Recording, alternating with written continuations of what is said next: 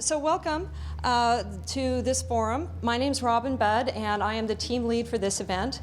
And when I'm not organizing events like this, I have a consulting business where I help software organizations where the development team has gone off the rails a little bit. I help them get back on track and back to meeting product schedules and back to high quality, predictable delivery cycle. So that's what I do.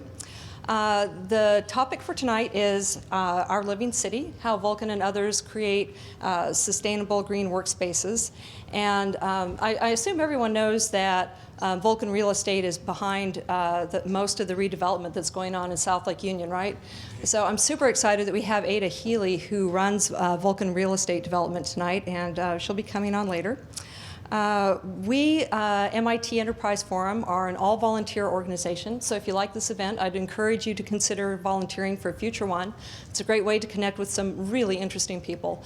And we have 28 chapters worldwide. It's not just Seattle, although I believe, and someone can correct me if I'm wrong, but I believe the Northwest chapter is the largest outside of the Boston area. Is that, I'm getting a nod, so yeah, apparently that is in fact true. And we are managed by Technology Review, which is a media company that is owned by MIT, and this event is actually being recorded and will be posted on the Technology Review website. Okay, so I'd like to give a big shout out to our sponsors. Without them, the events wouldn't be possible. So thank you very much to Farmer, Lawrence and Hogg, B Technical Graphics, Freelot Computing, Puget Sound Video, Net Reflector, and Seattle Met. Can we just kind of be like, yes. Thank you to those. Okay, now without further ado, I'd like to introduce Jimmy Gia. Jimmy is founder and CEO of Distributed Energy Management. He helps commercial clients reduce waste utilities while increasing their business opportunities and reducing consumption, which saves them money, which is a good thing. He also teaches the Sustainable Energy Program at Pinchot University, and it focuses on how to create and manage energy systems in a way that meets community demands in the least impactful manner. And Jimmy will be moderating tonight's event. So. Thank you. Thank you, Robin. Yeah, thank you to you and the team for putting this program together. So I wanted to kind of set the stage a little bit about what we're going to hear, but basically today we're going to hear a lot of stories. And these stories we're going to hear are going to be on the neighborhood scale. Some of them will be on the community scales below that. Some of them will be on this, the state scale and federal scale and ecosystem scale above that. So as we're going through all the different stages of today, as we're talking to the various different experts, think about it in terms of ecosystems and how these communities are connected. And so without further ado, let me introduce Ada Healy, who's the vice president of Vulcan Real Estate. She has to manage over $2 billion in commercial real estate portfolio, including the nearly 60-acre South Lake Union. She was also co-chair of Jay Inslee's Carbon Emissions Reduction Task Force, or CERT. And one of the things I found interesting when we come back to sustainability, she was the first winner of this region's Better Brick Award back in 2005. And so we're very pleased to have you here with us today.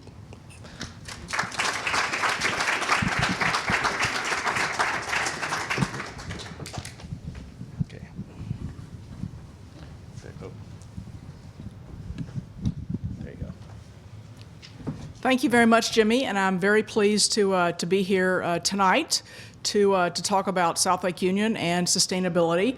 I have a lot of slides, so I'm going to try and go through them really quickly. There's a lot of pictures, so hopefully there's some interesting eye candy for you guys to check out. There's kind of a picture of South Lake Union. When we did this slide 12, 13 years ago, there were no buildings there, really. There were not too many buildings. We talked about the boundaries for South Lake Union, but now we actually have some buildings there. And, one of the best ways of achieving environmental sustainability is to build dense communities and to build where there are existing infrastructure. And South Lake Union really has been an example of building where there's existing infrastructure, roads, sewer, other capacity, et cetera. And so this really, as we developed our public-private partnership with the City of Seattle, this was the ultimate goal for South Lake Union.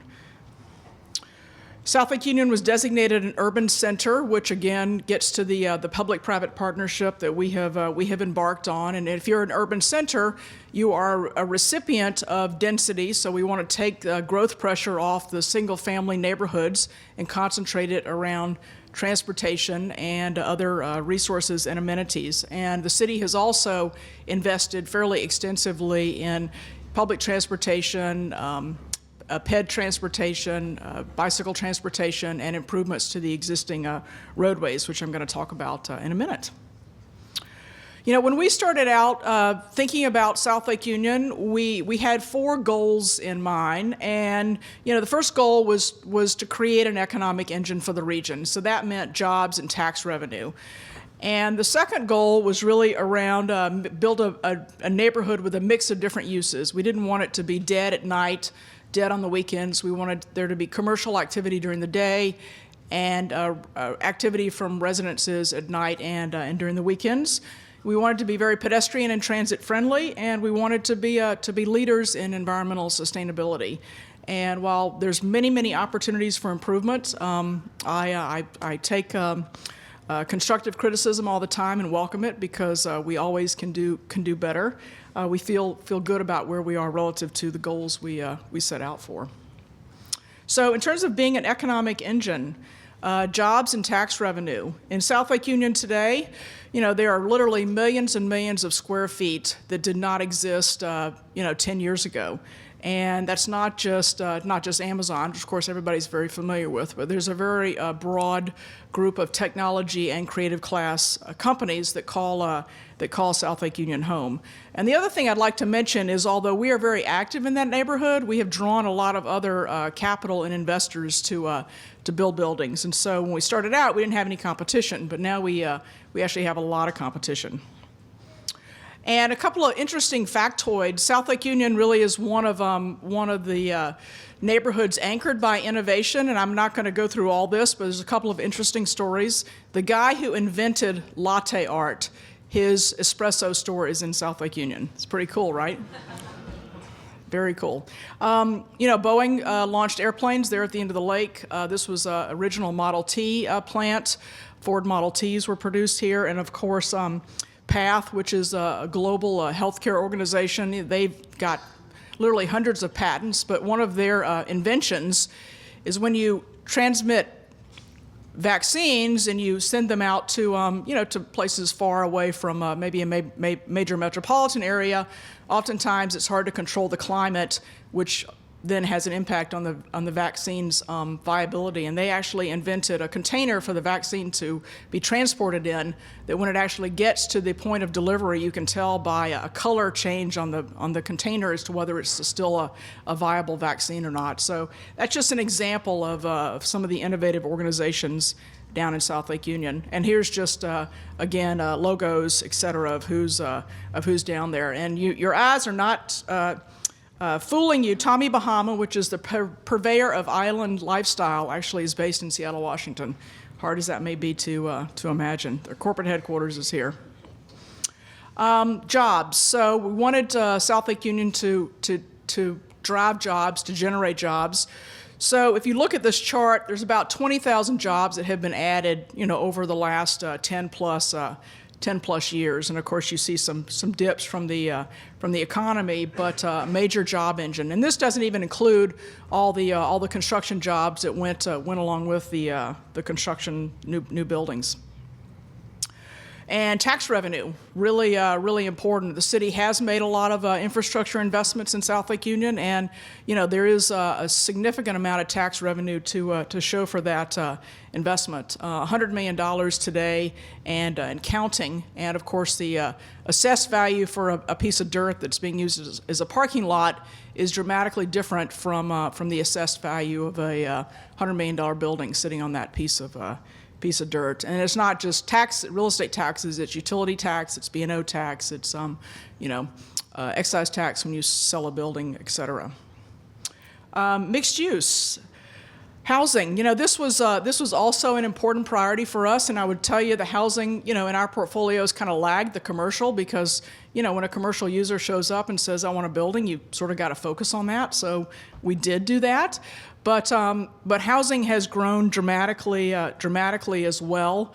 We've gone from less than 1,000 units to 6,500 units today, with another over almost 5,000 units in process, and more coming.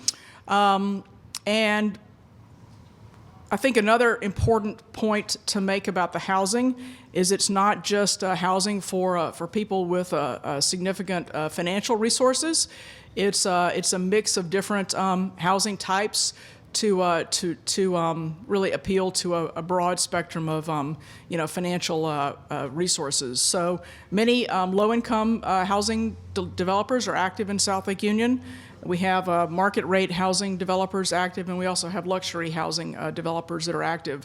About a third of the housing, the rental stock in South Lake Union is affordable to people at 80% or below of median income, which I think is a fact most people don't appreciate.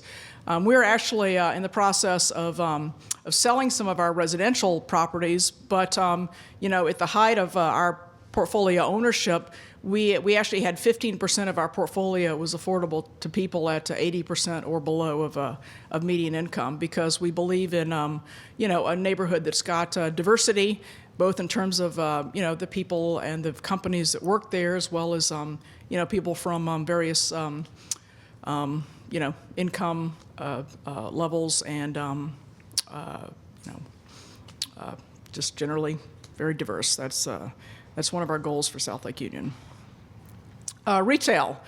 One of the important things about retail is not to create a regional mall, because we're not a regional mall. We have a nice regional mall in downtown Seattle, and of course other regional malls around the region. So we wanted to bring both national retailers, which we have some of. You can see the names up there, but we also have local and what I would call homegrown or one-of-a-kind, unique retailers in South Lake Union, so that you can go, experience, a new restaurant that you won't find anywhere else, like Shonick, which has great Indian food. We brought them down from Vancouver. Tutabella is a regional pizzeria that does great pizza. Blue Moon Burgers, their actually first store was down in South Lake Union, and they've since expanded. But the goal is to have really a mix of retail, so there's a sense of discovery as you walk around. Parks and open space. We've entered into a number of public-private partnerships with the city of Seattle, and that has led to the creation to the renovation, shall we say, of Lake Union Park, which is a $30 million public-private partnership. We've also co-invested with the city of Seattle in Cascade Park to spruce up the baseball field and to add playground equipment, so the kids actually have a great place to play. We partnered with Amazon to build an off-leash dog area, because they're really big on the dogs. And of course, I don't know whether it's true today, but 10 years ago in Seattle, there were actually more dogs than there were children.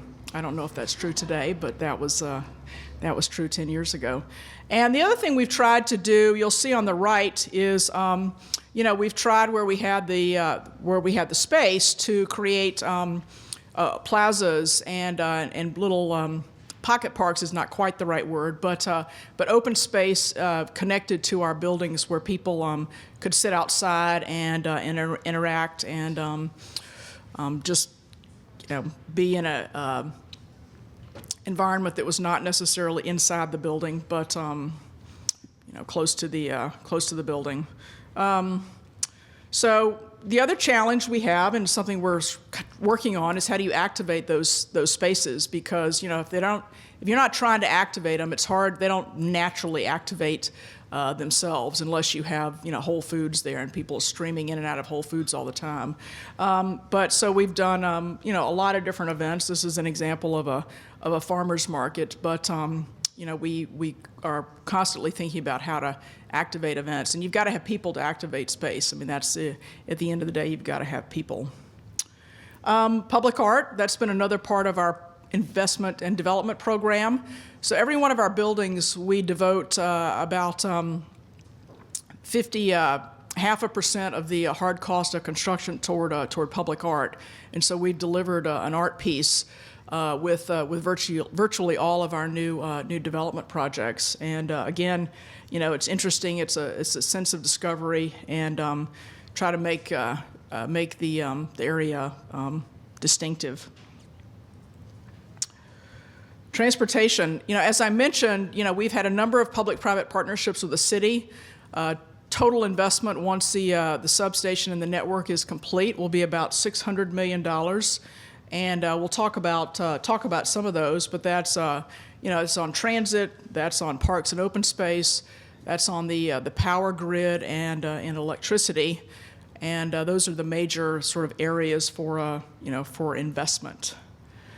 Streetcar opened in 2007. We, of course, Sound Transit financed the First Hill streetcar, and we're still waiting for the cars to arrive, although the track is nicely laid. There's hundreds of cities all over the world that are buying streetcars, which is why ours isn't running, because our cars are not here yet. And the last piece of the streetcar, I won't say the last piece, but really the piece to knit the two lines we have together is what's being known as the First Avenue streetcar connector. I mean, right now you have the South Lake Union streetcar, and then you have the First Hill, Capitol Hill ID district streetcar, and then of course, being in Seattle, we haven't connected the two. We are working on that. We're working on that, and fortunately, there's actually a lot of federal grant money available to assist with financing that. And so the city is moving into the design process of designing the connector and putting it on First Avenue. The Mercer corridor improvements. I know that everybody has been on the Mercer. I suspect everybody's been on the Mercer right-of-way. So I'm sure you're thinking to yourself, it's not really better. It may actually be worse. And what I would tell you is it is still a work in process. I mean, I think people expect that they're going to be able to drive 40 miles an hour from Seattle Center to the on-ramp at Interstate 5 at 5 o'clock and get on the highway. And unfortunately, that aspiration is very challenging with the current state of affairs, setting aside the improvements. I mean, that was just not going to be possible. But what I would tell you is there's still a lot of construction going on. The North Portal is still under construction, so the traffic is still very challenging right now. But when that is done, what will happen is right now the only way of going east-west is essentially Denny and Mercer. And if you're like me, and if you're in Seattle Center and you want to go up to Capitol Hill, you're either on Denny or you're on Mercer. But when the Highway 99 work is done, you will open up 3 more streets to go east-west, which will take a lot of pressure off Mercer and Denny and enable people who don't have to get on the interstate to travel east-west. So it's going to get better, but you still got a couple more years to wait for that. Bike share, this is something we've also partnered with the city on. There's 10 Pronto bike stations in South Lake Union, and I think this is slowly getting traction. Who's used a Pronto bike here? 1, 2, 3, 4, a few of you guys. Yeah, great, thank you. So we're hoping it continues to build momentum. I think people are still sort of trying to figure out how it works and what it's all about. It's relatively new. Talked a little bit about this already. Yes, there is traffic, and yes, there is congestion. But, the good news is we actually have 20,000 new jobs. And, I actually view that as a good thing. The Seattle area, we weathered the recession very well relative to a lot of places in the country. And, Amazon as well as others have grown during that time period. And as a result, we're very fortunate to have a very robust economy here. And that robust economy, good news, bad news, is generating a lot of traffic. We don't have a great transit system. It's something that is a work in process. And, we haven't, we're still working on providing people with better other means of commuting, as Robin's poll suggested. Single occupancy vehicle is still a preferred mode of getting around. The mayor did advance, and I think the voters approved some additional money for improved transit, so that should be coming to Seattle shortly. And as I mentioned, The city is working on the streetcar connector, and once all the construction is done, things will get better. And what I would also tell you, and I think a lot of people don't realize this, if you come down to South Lake Union at night or on the weekends, because there's more commercial now than there is residential, there's a lot of parking, and it's like $2. It's cheap, and it is very, you park in any of those garages down there, and it's basically $2 for as long as you want to be down there. Regional transit. So Sound Transit, again, is under construction. You're going to have 2021. You're going to have the north end pretty much open and operational, and 2023, Sound Transit's going to be opening on the east side, and that's going to give people a lot of additional options for commuting, certainly to the major employment nodes. So we're can't wait really for Sound Transit to open those other stations. Sustainability. One of the questions was talk a little bit about the evolution of sustainability, and I'm not going to go through all these bullet points, but it's been about 20 years now when you go back to the very beginning of LEED, and that of course is not really the beginning of sustainability, but it's certainly a line in the sand if you want to pick a line. We delivered our first LEED building in 2004, which was a LEED Silver biotech building. It was actually a pilot project we did with the U.S. Green Building Council, and we've delivered, tried to raise the bar since then. The Bullitt Foundation is clearly the leader in our market with their project up on Madison, which if you haven't toured it, they do offer tours to the public. I would highly encourage it because they really are on the cutting edge of sustainability and new technology. So in terms of Vulcan, we underwrote a resource guide for sustainability, early in the 2000s, and that served as a guide for helping inform our thinking around sustainability. And we have continued to raise the bar on LEED. Our most recent residential project was actually LEED Platinum. We're very proud of that.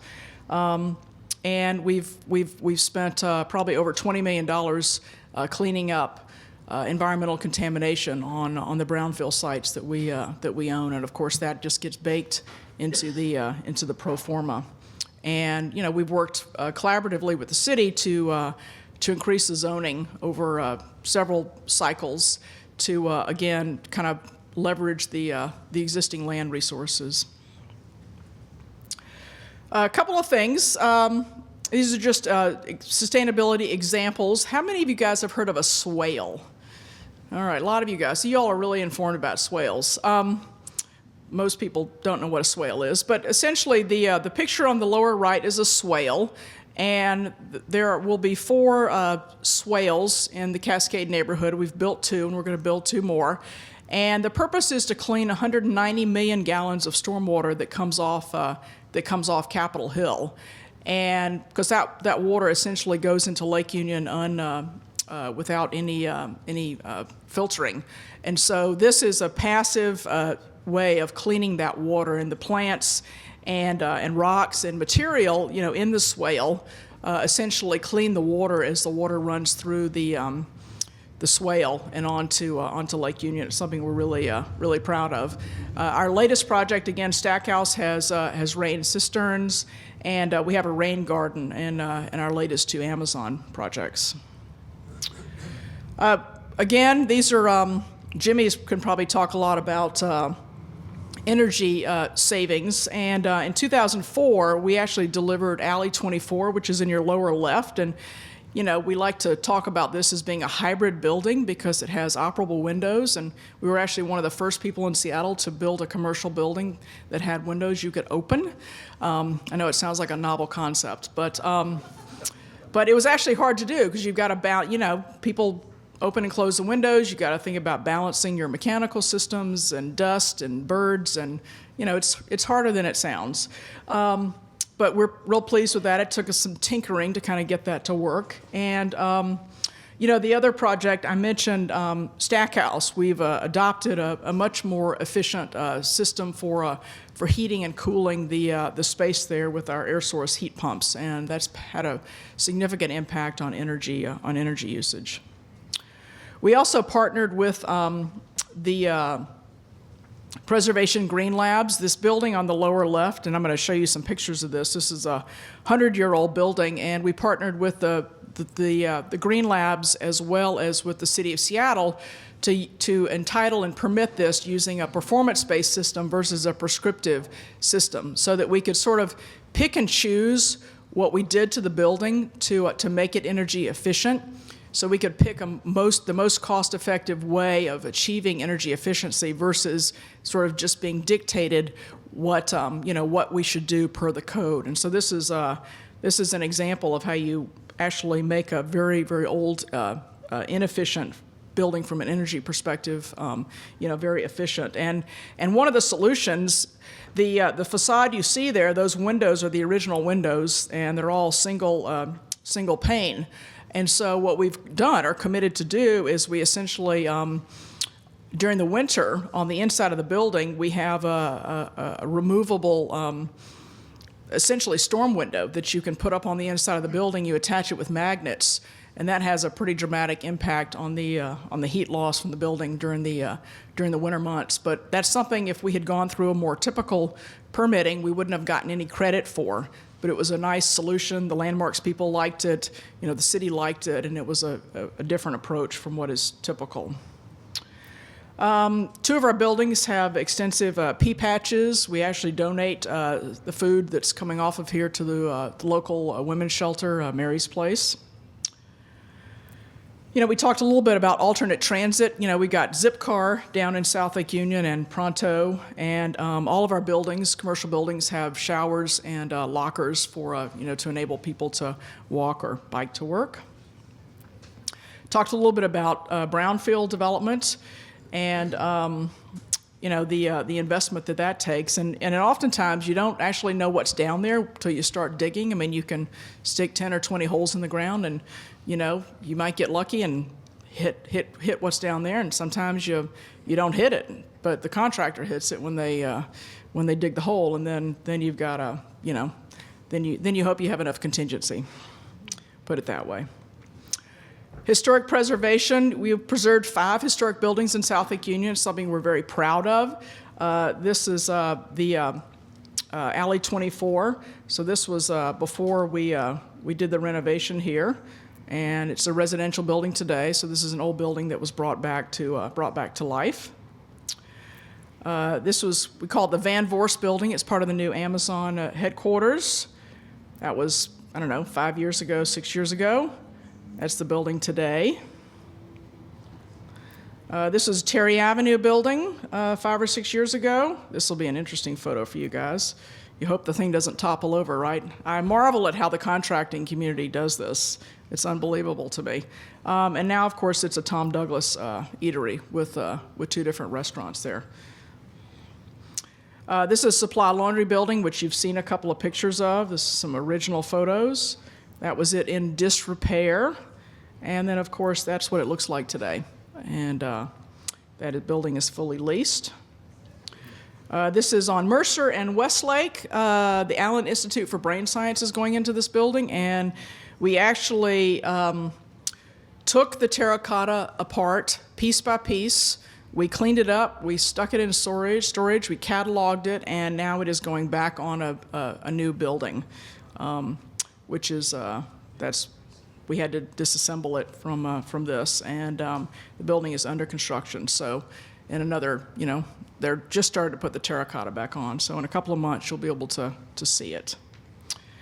Let's see. So this is just development history. We've been very fortunate. We've had a good run. Over 6 million square feet built. I think we even exceeded our own expectations over a 10-year time period. Investments. Now this is not just us. This is us, our competitors, the city. But almost $6 billion has been invested in this area. And what I'd like to point out, the city has financed a significant amount of infrastructure improvements. And the city's total is $380 million. There have been federal and state money and other sources of money, private money, in fact. But for every dollar the city has invested, there's been $14 of other capital. And for those of you in the investment business, that sounds like a pretty good return. This is just some stats on South Lake Union and what is there today. I haven't talked about Mohai, but that's a fantastic city museum. So if you haven't been down there to check out Mohai, I would definitely encourage you to do that. One of the new technologies we're looking at is waste heat recovery. Basically buildings create a lot of heat, and that heat is exhausted through the various systems. And if you can actually capture the heat that's in the water, the hot water that's coming off your building, and you can capture that heat and recycle it and use it to supplement your heating system in your existing building, then that lowers your energy cost. And it lowers your energy consumption. We haven't done this yet, but this is something that we're studying as to whether we can actually apply it. What's next in South Lake Union? We have a few development sites left, so about 4 million square feet, and you see dots on the map. If you'd like to come down and lease a building from us, we'd love to talk to you. Got a few development sites left. And as I mentioned, the city changed the zoning recently, and so the current zoning map allows a little bit more density than the 4 to 6 story buildings that are more typical down in that area. So the other thing that's next, we're kind of rethinking Chandler's Cove. It's a little long in the tooth. You've probably been down to Chandler's or Daniel's or some of the other establishments there, and it needs a major refresh. A lot of those leases are coming up in 2018, so that's something that we're starting to spend a lot of time thinking about, and how do we really make it a great people place, and how do we connect Lake Union Park and Chandler's Cove and the marinas down there really back to the we call them the Mercer blocks, and really back to South Lake Union. And we haven't cracked the code yet, but we're starting to think about this as well. We're also invested up at Yesler Terrace. That's a very 70-plus-year-old public housing project that the Seattle Housing Authority is converting into a mixed-income community, and we have 3 sites under contract where we will be building about 650 units of housing. The city rezoned this area for about 5,000 units of housing. They will be replacing all the low-income housing with one-for-one replacement, and there's also a requirement to deliver. I can't remember exactly the numbers, but quite a few housing units at 80% of median income as well. So in our projects, we've committed to deliver 20% of the units at 80% of median income. And that's my story. So thank you very much.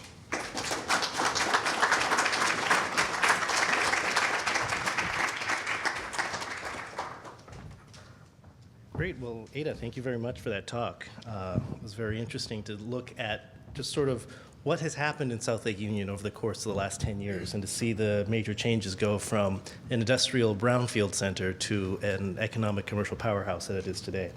So thank you for that. Joining Ada on the panel, let us start with Daniel Williams.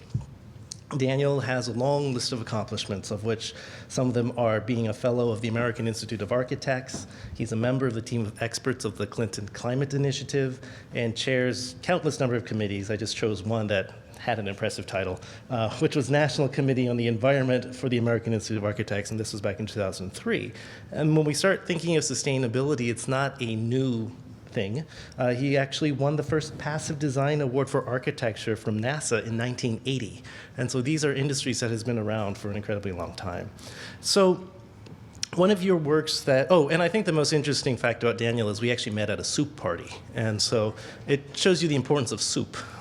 in business development. But one of the things I think, Daniel, that as we were talking at the soup party, was that ecosystems change. And when you look at some of your work you did for the Florida coastline and trying to make it much more resilient to hurricanes and other natural disasters, one of the things that comes to mind is that we look at South Lake Union as a community, and it's rare that a single developer has such a large community to work on. But buildings are static. They're built and they stay there. But the environment is not. And things happen, the ecosystems happen. So how does an architect balance those two factors, a very static product and a very dynamic environment? Carefully.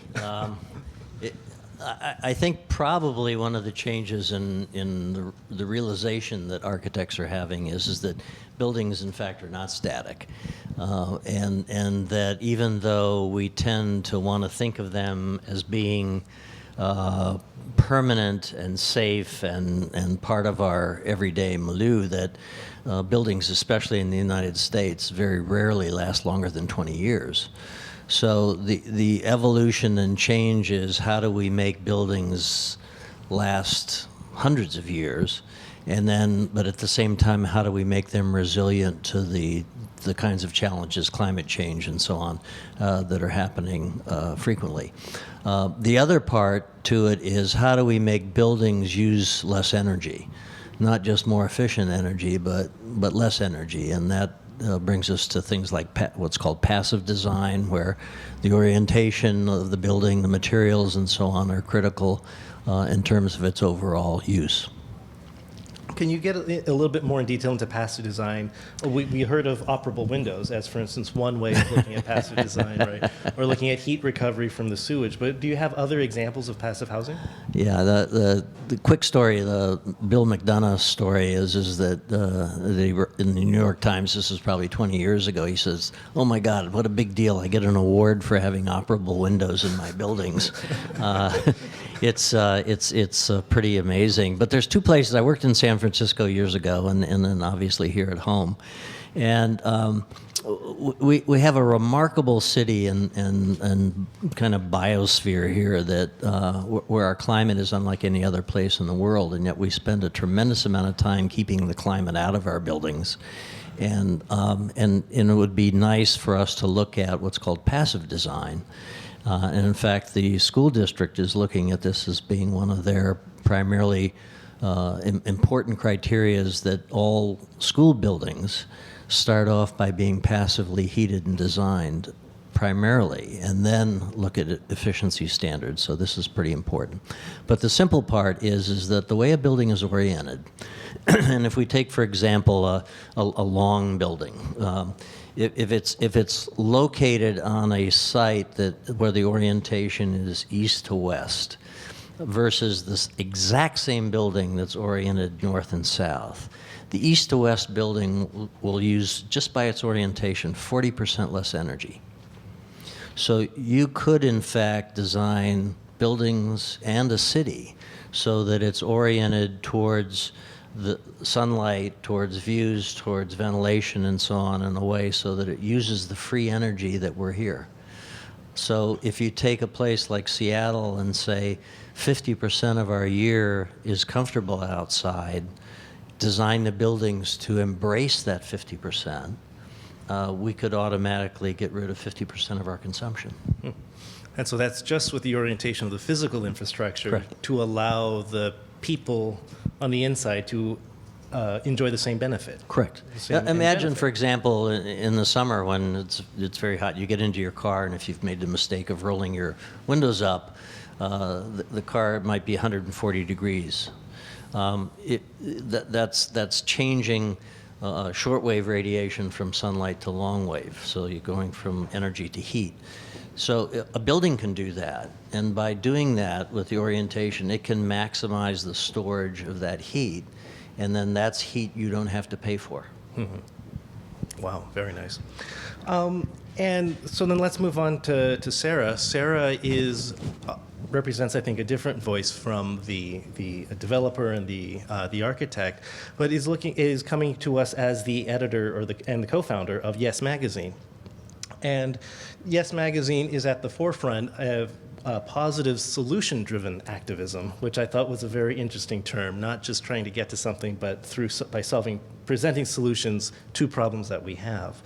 She volunteers at the Port Madison Reserves, which is where you live, and is on the board of trustees for the Suquamish Foundation.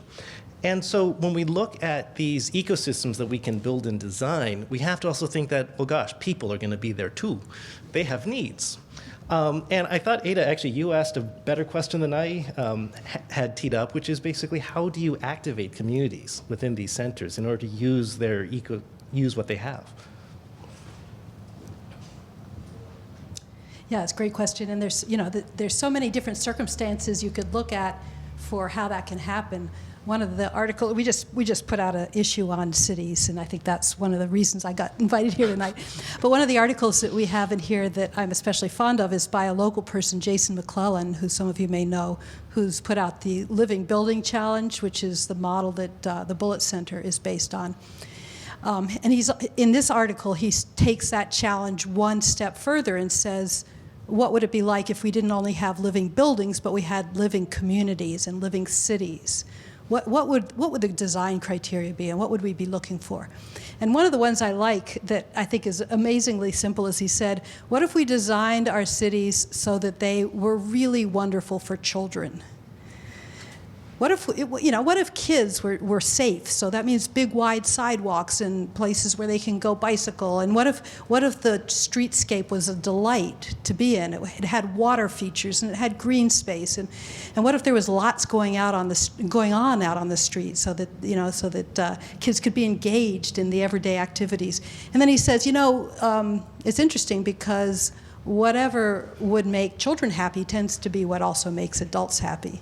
Adults also do well with sidewalks that are lively and safe, and bikeways and green spaces, and if water features and things that delight the senses. So one thing to think about is just in the design of our cities is what are we doing to actually create delight? There's a whole organization around making places that are really wonderful places. I think it's called the Placemaking Institute. And they talk about a really good place is one that has at least 6 or 7 different things you can do. That's the kind of place that attracts people. You can sit and you can people watch. You can look and see what's going on in your neighborhood. Maybe there's a bulletin board. You can play in the fountain. You can have a concert, or you can check your email because there's Wi-Fi. So a bunch of different things going on that you can do in the same place tends to draw people in, and then they tend to linger. And one of the really interesting things I think Jane Jacobs talks about, who is famous for her rethinking of the whole urban landscape, she talks about how one of the favorite things that people love to do is to watch other people. So when you create those spaces, like just a street corner tends to be a more popular place for people to stop and linger than midway down the block. Why? Because there's that many more people you can watch and that many more possibilities that might happen on that particular streetscape. So those are a couple things that come to mind. So Ada, I think you described it as a sense of discovery, right? You try to build a sense of discovery. So maybe you should build more places for people watching to happen on the street corners, and that could. I want this to be a dialogue. So are there questions so far that you want to ask for the panel? Yeah, Terry? And we do have microphones to pass around. Terry Butler with Sustainable Seattle. Mike, I'm really interested, Ada, in the public-private partnership aspect of the development. Did you have city, county, or state involvement in the design aspects, especially transportation? Is this on? Yeah. Okay, great. So most of the public-private partnerships were with the city of Seattle, and at the end of the day, the city designed the streetcar, and the city designed the Mercer right-of-way improvements. And I mean, we, weighed in, and we were certainly a stakeholder with many other stakeholders providing design input, but ultimately those were all city projects. And the public-private partnerships came about really out of a need. And in the early 2000s, I mean, South Lake Union was, I'll use a prospective tenant's words. It was a wasteland. We were pitching a user on a site in South Lake Union, and it was 2003, and And, you know, he basically said, you know, this is all very interesting, but it's a wasteland, and I'm not bringing my company down there. And, you know, at the time, it was hard to argue, but, you know, we said, it's going to be great. Just hang in there. And, of course, people came and believed, and it changed. But the streetcar came from a need to improve public transportation, because there was no real great public transportation to get you down to South Lake Union. The improvements to the Mercer corridor came because the Mercer Mess has been around for 50 or 60 years. So now you can actually cross Mercer.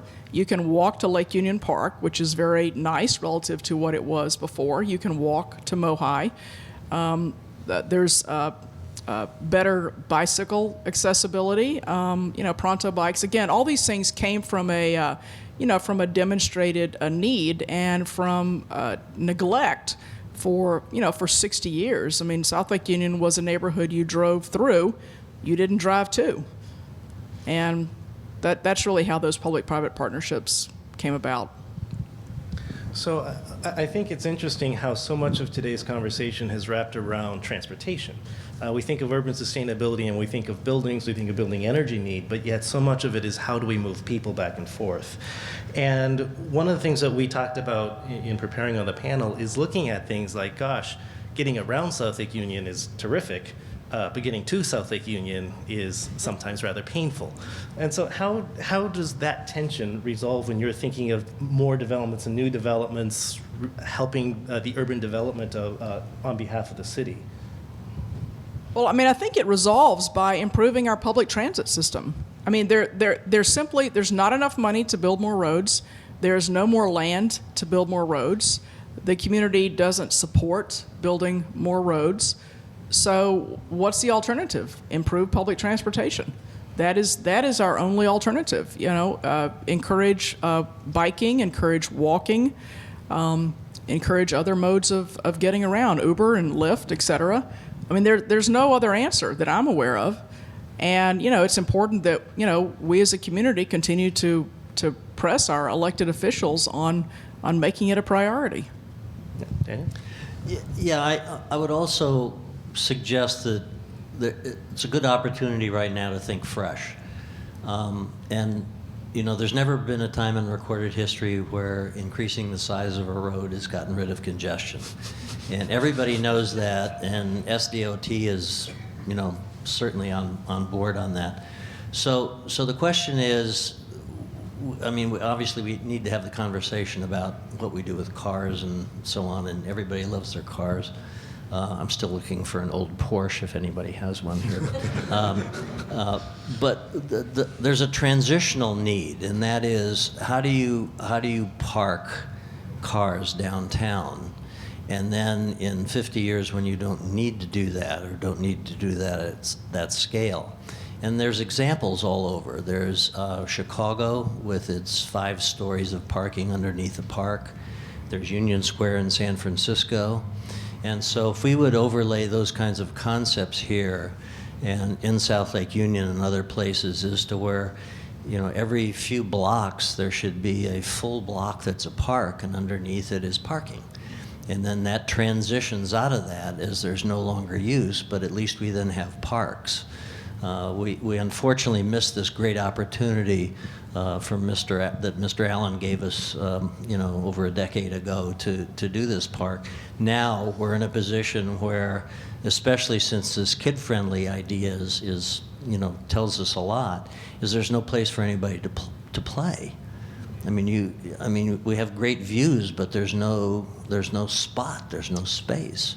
Mm-hmm. So we need to figure out a way as we're building infrastructure, whether it's parking or anything else, that we're also building parks at the same time. Sure, Carlos? Hi, Carlos Albando, board members. Just, you mentioned there's no money, and you mentioned public-private. I was wondering to what extent the current low rate situation in the United States and the growing development of real estate investment trust, I'm thinking specifically of Alexander Real Estate in the biotech space, how much of that was considered or is being considered as ways to use the current capital market situation to get some money?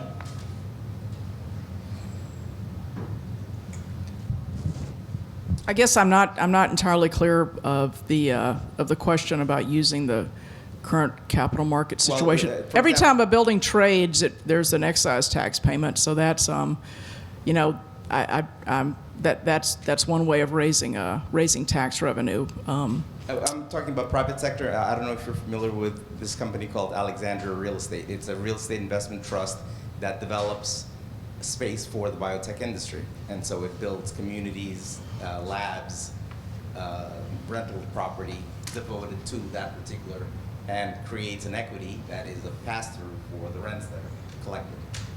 Have you looked at that? Is that something that you might consider? Well, no, they're a competitor of ours, so I know exactly who they are. They're a very formidable competitor, but I'm still.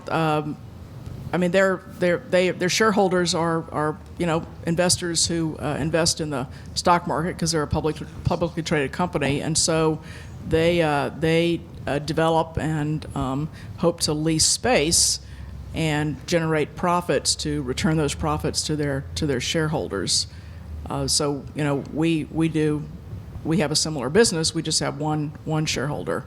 So forgive me, I'm still Would you not. consider using the public markets to leverage funds, to fundraise essentially? Yeah, no, well, I mean, I think the public markets are certainly an option. I mean, I think when Seattle did the Bridging the Gap campaign recently, they went to the public market and they borrowed money to finance infrastructure improvements, but you got to have a revenue source, right? So then you got a toll, or you got to have a gas tax, or you need to have some revenue source for to pay the debt service and eventually pay back the bond. So absolutely, I mean, it's a viable alternative, but we have to pass a gas tax or some other revenue means to support that. So capital is cheap today, so that'd be a very, yes, absolutely. Capital's cheap, absolutely. Yeah, so really quickly, what we're finding, I think, is that we're starting by talking about buildings in South Lake Union, but all of a sudden, stakeholders that are involved in this particular transaction is by far-reaching and from all over the place. And public-private partnerships has come up a couple of times, but one thing that I think we can transition to, actually, is, Ada, your work in the carbon task force, which is basically a public entity that invited a bunch of different stakeholders from around the state, including the private industries. And Ada, you were co-chair of that task force. So what was some of the interest, and could you describe a little bit of the task force, the people and stakeholders who were involved, and what the interest was from the real estate space to play in this carbon reduction sphere? Well, there were, so Governor Inslee has proposed a Washington cap and trade system. Some of you may know that. I think there were hearings the last day or so. And he commissioned a group to come together last spring and look at ways of potentially reducing our carbon emissions. And so the group was comprised of, people in the business sector, people from Eastern Washington, Western Washington, representatives from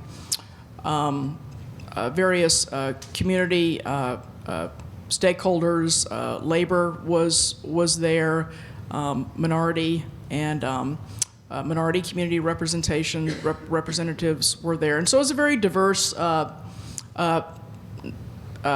set of folks sitting around the table, and there were, 6 or 7 meetings where various experts came in and talked about either a carbon tax, which British Columbia has instituted very effectively, and cap and trade, which I think California is still struggling with a bit, and sort of dissected or heard about the pros and cons of each system, and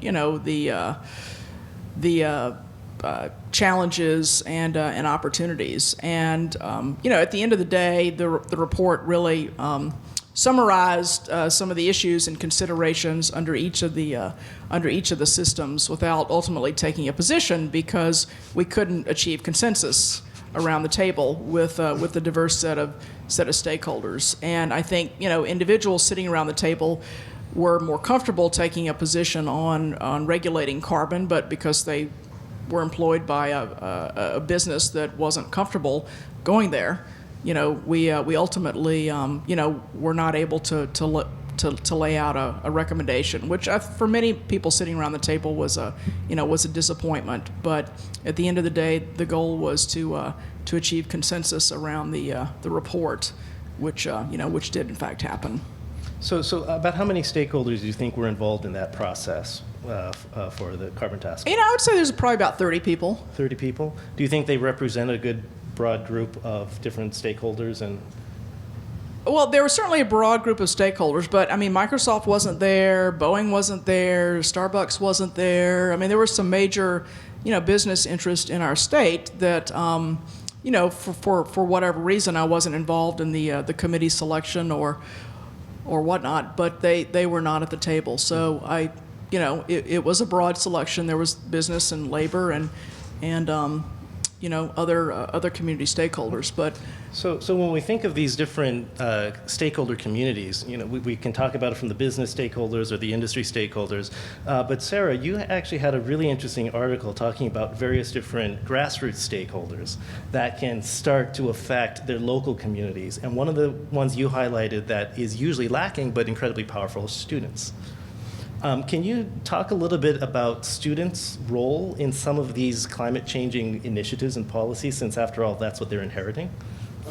Sure, yeah. I think it's really interesting how much young people are tuned in to climate change and to the really frightening scenarios that we're up against in a way that people of my generation aren't so much, because our lifespan is different.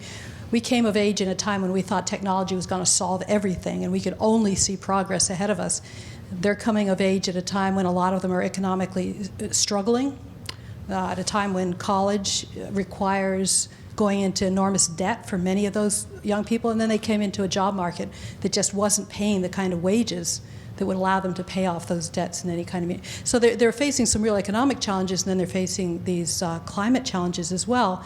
And as we know, all the cities that are on the seaboard are facing major amounts of sea level rise, and a number of other cities are facing droughts, ranging from Los Angeles to Phoenix, and I just learned Miami.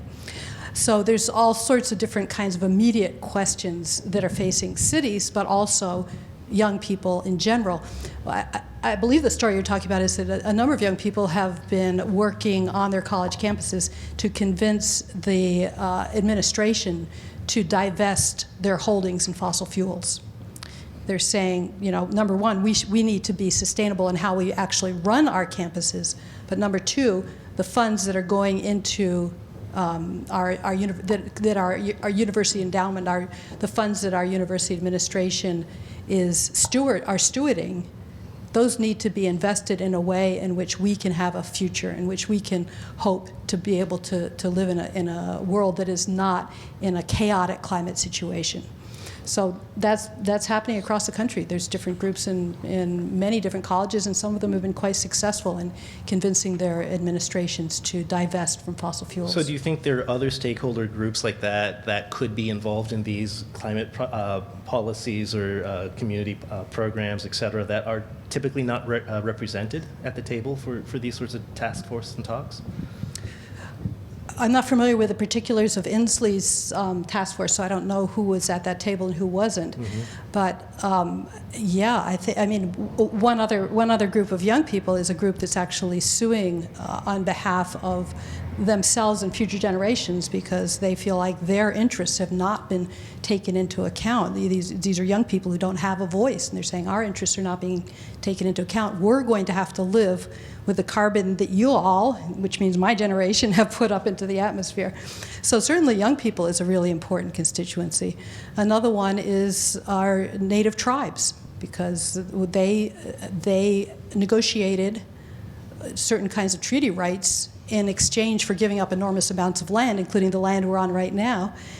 And those treaty rights include the right to fish and hunt, to the livelihood that they had always had and want to continue. If the oceans have acidified so that the shellfish can't survive, if the oceans have warmed so that the salmon can't survive out in the ocean and can't return, those treaty rights become meaningless. It's really interesting. I live, as you mentioned, I live on the Port Madison Reservation, and the work that they do, the Fisheries Department does every day to try to work with local businesses and work with the Navy and work with local governments on cleaning up the water so that the fisheries can return and can be healthy. It's just extraordinary, and they do a lot of it very quietly, in a very businesslike and persistent way, so that over time some of those resources come back and are then available to everyone, tribal and non-tribal. So those are a couple of groups. I think oftentimes the people at the bottom of the income ladder don't get brought to these tables. I was just reading that Seattle has now, rents have gone up, I think, more than any other city in the country. And at the same time, the gap between the upper 20% and the lowest 20% rose by about $15,000 last year per household. And $15,000 per household is the amount that the bottom 20% are making every year. So the top 20% is actually making that much more than they did last year, while the people at the bottom, the people who are sleeping out on the streets right now, are really struggling. So I think that when we think about the kinds of future that we're looking at, climate change and everything else, it's often the people that are in those bottom income brackets that are going to suffer the most, and they need to be brought to the table too. What kind of future do they want to see? How can we look at the kinds of housing and the kind of services, as well as the kind of climate mitigation that can create communities that work for everybody? I would also add that the Governor's Committee did include, many different stakeholder groups from, communities of more modest financial resources, as well as the Native American community and the health community as well, because of the impact of climate change on human health. Great. Yes, question? Jimmy, thank you. Mike Grady, I work for NOAA, and I didn't pay Sarah to give us the segue, but thank you for doing that. On the fisheries side as well as the climate change side, and thank you to all the panel members for all the great work you're doing. Questions on two target areas with this development deal with. I'm really pleased that you're using green infrastructure to treat the stormwater, because one of the number one concerns we have and challenges is the amount of stormwater pollution eventually ending up in the sound. And that's impacting not only our salmon, but our marine mammals as well. So thank you for doing that. In lowering the greenhouse gas profile, though, what incentives do the tenants provide their employees to not drive to work, for instance? So on the transportation side, and then what are you doing, if anything at all, on the renewable side, because you've got a lot of dead space, quite frankly, with these new buildings. Any plans to build community solar or tap into other renewable sources so that we can lessen the load on Seattle City Light's ongoing demand? And again, thanks. So I think your first question was around what employers are doing for employees. Well, there's a while at night and on weekends there is lots of parking. During the day, the city has actually capped the amount of parking you can build in a new building, and so if there's no room for the cars to park, then people have to use other modes of transit. And every time a building is permitted, it has to have what's called a TMP, Transportation Management Plan, and so there's certain requirements for your mode split of your workers in your building, and you have to report on your mode split, periodically to the city to make sure you're achieving your objectives. And as I mentioned, we do build showers and lockers and have bike storage so that people have encourage alternate modes of transportation. We've looked at geothermal, but it takes so long to get that done, and a tenant shows up and they want a building, immediately or close to immediately, because they never do a great job of planning, and typically we've not had the time to actually implement a geothermal system. And many years ago, we actually also looked at trying to build an energy district, create an energy district in South Lake Union. And the conundrum with that is, because of the very significant upfront capital investment, required, and the lack of clarity around demand. I mean, if I knew 10 years ago what I know today, maybe we would have built an energy district. But there was no way of predicting whether the demand was going to come or whether you were going to build it and have a lot of stranded cost. And so ultimately that did not happen. I mean, people who are experts in this field, Jimmy may have a perspective on it, would tell you that the technology is getting better and better, that we're getting closer to achieving energy district efficiency, without having invested all the upfront money. But it's a work in process. It's not it's not perfect. Yeah, I would mention also that there's a considerable effort, even though it's not anywhere near the scale it needs to be, to eliminate loads rather than solve them by efficient technology. I mentioned before the passive, kinds of designs. Our city can do that. It's a matter of either incentivizing that on one level or other, or maybe just talking about ways of doing that. The water kinds of conditions and the swales and so on that Ada talked about, a lot of the work that we did in Florida made a fairly good economic case that not only was it essential to the environmental health of the terrestrial and aquatic system, but it was a cost benefit. I mean, it really paid back in a lot of ways. And the one really big gorilla in the room that we don't talk about nearly enough is water's the thing that's going to bring us to our knees.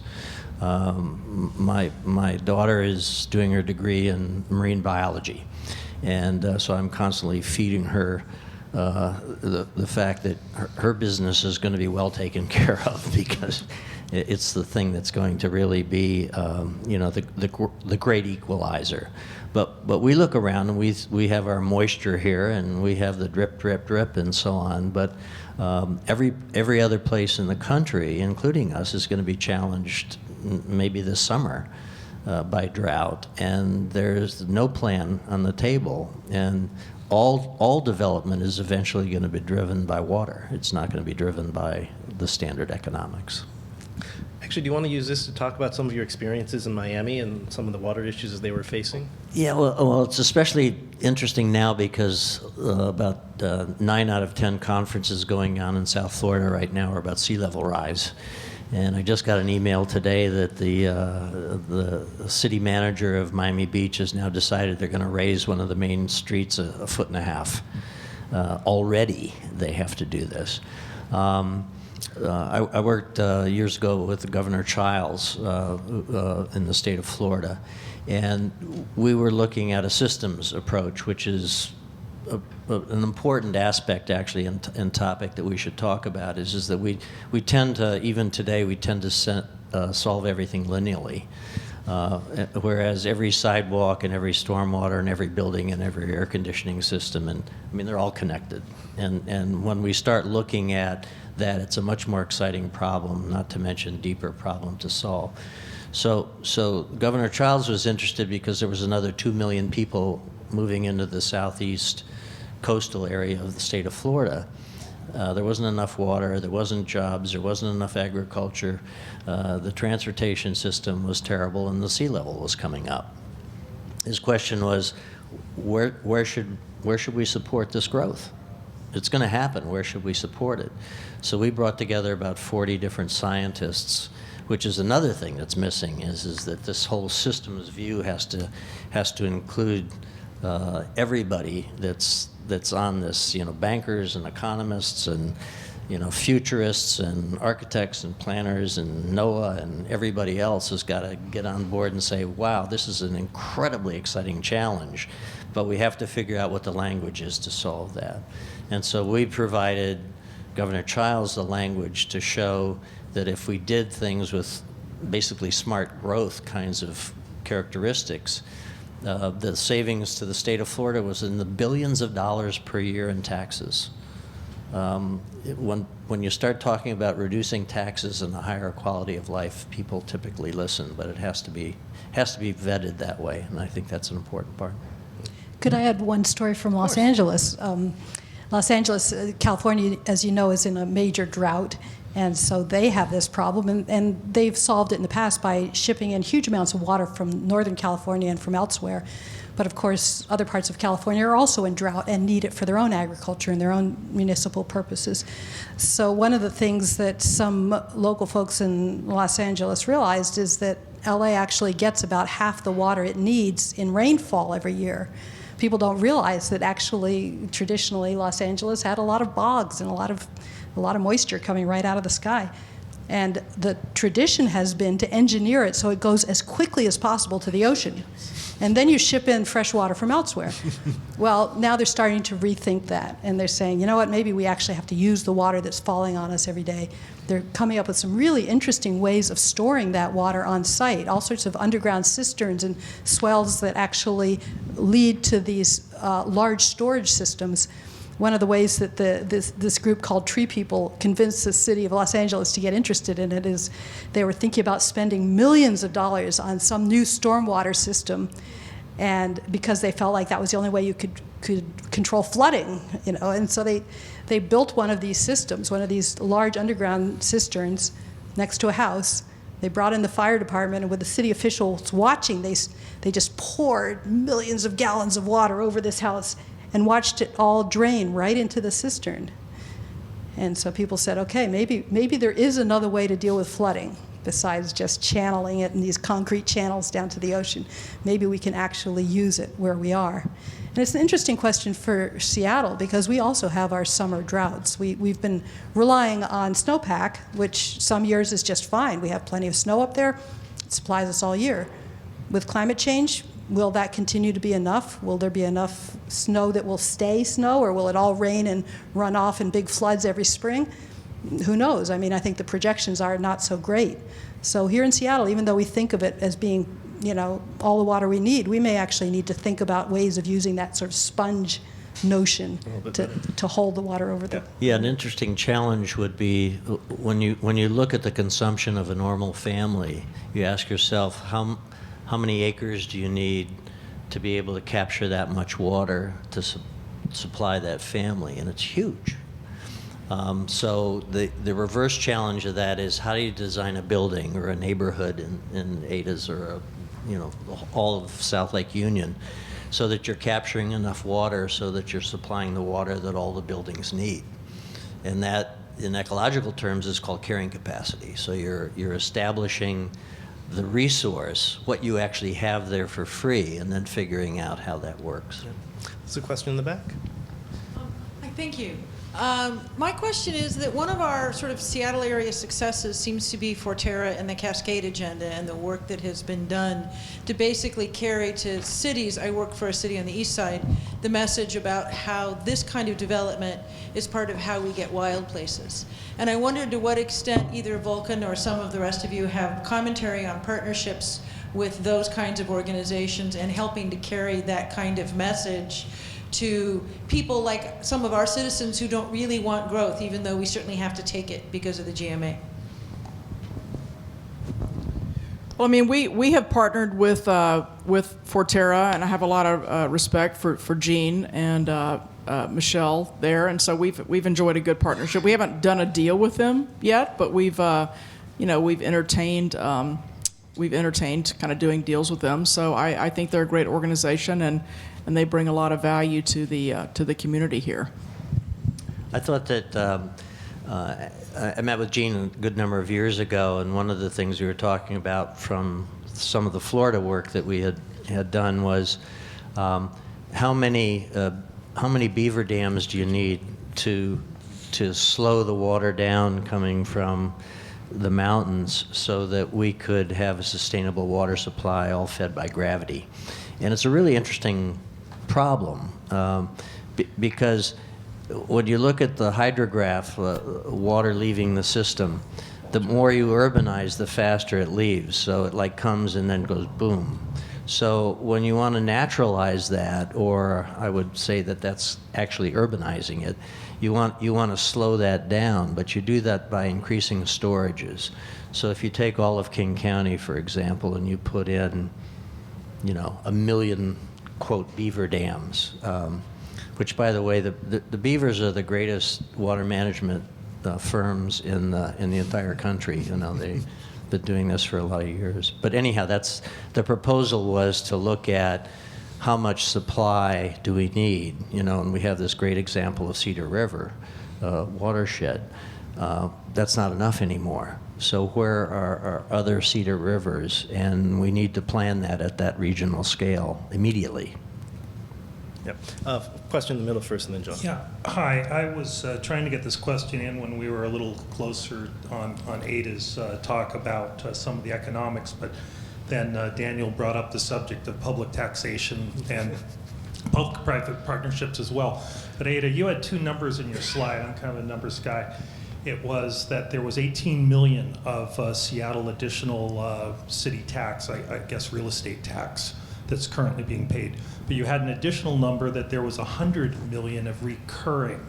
And I don't know if that's a net present value of future taxes, or if you'd help on that, and then whether or not any of those funds are earmarked for the parks and open space and type of public development that's taking place in South Lake Union versus just general fund. So it's $100 million, which is recurring, but it's not annual. So if you add up what has been generated to date, it's about 100 million. So the 18 million is year to year to year, and that number gets higher. And it's not just real estate taxes; it's utility taxes, it's B&O taxes, it's sort of the complement of taxes, and all that money goes into the city's general fund. So the mayor and city council would be able to best answer what they do with that money. So it all goes into the giant city coffer, and they invest it as they see fit. It's not helping in the short-term need for some of these public infrastructure pieces. It goes into the city's general fund, and they have a lot of different the city has a lot of different priorities that it needs to fund. Cool. John? John Niles here from the Center for Advanced Transportation and Energy Solutions.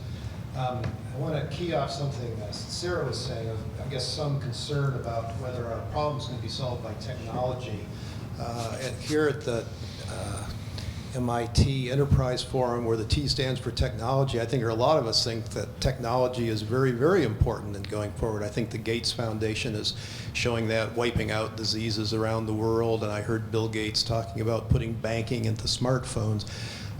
Getting to mobility, I think cars, and I talked about this at the last session, are about to undergo a startling transformation in terms of the digitization. They won't, basically are moving on a path to where they won't crash anymore, and with electrification and with a clean power grid here in Washington State, where we can actually have mobility in small vehicles that won't pollute, not the criteria of pollutants that kill as many people as crashes, or the global warming kinds of things. So I am interested in how a wonderful urban center like we have at South Lake Union is dealing with cars, and I want to key off two things I heard. Ada was talking about these restrictions on parking, and when I walk around that area, I think I've seen cars spilling out into some perhaps temporary parking areas, and I'm presuming those are a lot of employees driving. And then I also heard here about this idea of big parking garages under parks, and I had a sense that maybe you think that accommodating cars is a very good thing. So I just how's that going, restricting the parking? And couldn't we do more with parking? Because the numbers show from the Puget Sound Regional Council that the mode share of driving isn't going to drop that low overall. I mean, even in Seattle, it's 50% still, even with all the transit. I just to toss that one back and forth a little bit, dealing with cars when they're going to get better and smaller. Well, I mean, like I said, we're limited to the amount of parking we can build, and every RFP I get, one of the main questions is how much parking does your building have? And I've never gotten a deal because I said I don't have very much parking, right? I mean, I get that's a major criteria for a tenant making a building selection is how much parking you can offer, and of course how much you're going to charge for it. But And we're building 1 to 1.4 per thousand now, because that's what the code basically allows. And the other issue in South Lake Union is we can't, because of the water table, you can only dig down so far. It becomes cost prohibitive to dig down too many levels. And we'd frankly, don't want to build a lot of above ground parking, because that takes away from the the street experience. So there's not. I welcome. It's going to be great when we can read a book and have our car drive us to work. I hope I live to see that day. Maybe I will. Do my email, so there won't be any laws about that. I see you've got your book right there. But we're constrained by the market, and if you don't kind of build the market parking, then the bank won't give you the money to finance the project. So it's a little bit of a catch-22, right? So we got to build enough parking so that we can get our tenants and get financing without kind of running afoul of the city's zoning requirements. Yeah, I would say it's a city planning problem. I think the city should plan for parking garages that should be submerged and be designed as transitional elements. So, for example, on the top part you have a park, ice skating, all the other things, daycare facilities, all the stuff that we all need, urban amenities. And then down below can become a convertible, resilient kind of adaptive space that could be anything from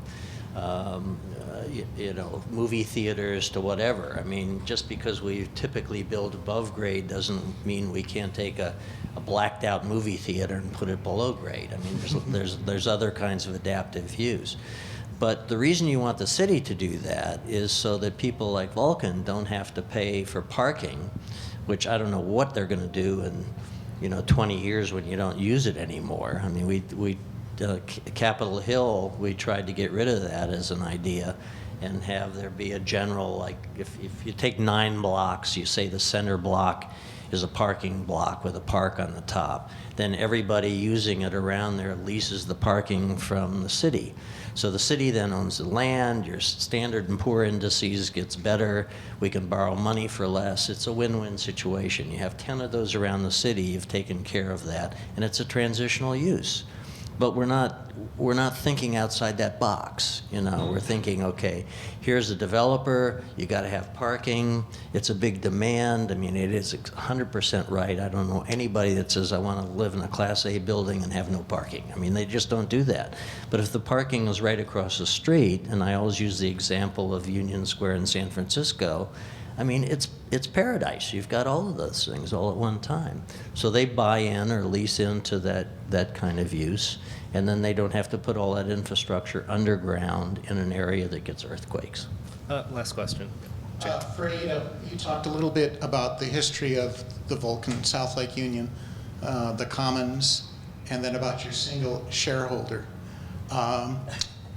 What do you think Vulcan's possible and probable future is 10, 15, 20 years out? Well, 20 years is a long time. Our first priority is actually winning that Super Bowl this Sunday. Hopefully we got some Seahawks fans out there in the audience. And, Paul's got a ton of big ideas. He's founded a brain institute to study the brain, to explore how the mind works, and to address some of the challenging diseases that affect our brains. He's financing Stratolaunch, which is essentially commercial space exploration. He's very involved in environmental sustainability on the ocean health side. You may know we partnered with a group to sue the Bureau of Land Management on their coal policy regulation or lack thereof in terms of mining on federal land. So, it's hard to project what's going to happen in 20 years. I get an email from Paul every day about a new idea. So he's a brilliant man, he's a visionary, and he's an inspiration to all of us who to get to work for him. And he's challenging us every day to kind of think about what's next and how we're going to improve the world. Great. I think on that note, that's a great ending for the program. So thank you very much, Ada, Sarah, and Daniel, and thank you.